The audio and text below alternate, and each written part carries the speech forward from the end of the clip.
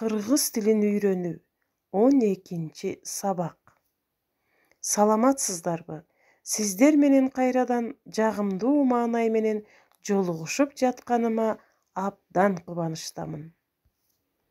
Бүгүнкү өтүлө турган тема кыргыз элинин улуттук баш кийимдери. Сабагыбызды ыр менен баштайбыз. Ак калпагы кыргыздын, ак жүзүндөй нур кыздын, ак кар баскан тоолордо ак нурундай жылдыздын.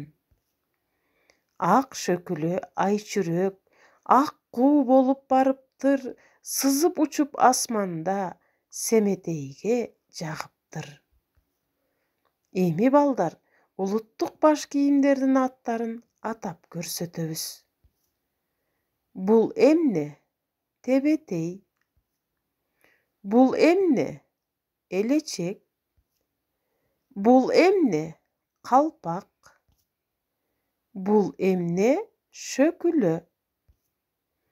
Эми балдар, өз алдынча төмөнкү адашкан сөздөрдү маанисине карай иреттештирип, сүйлөмдөрдү көчүрүп жазабыз. Кыргыздар баш кийимди абдан ардакташат.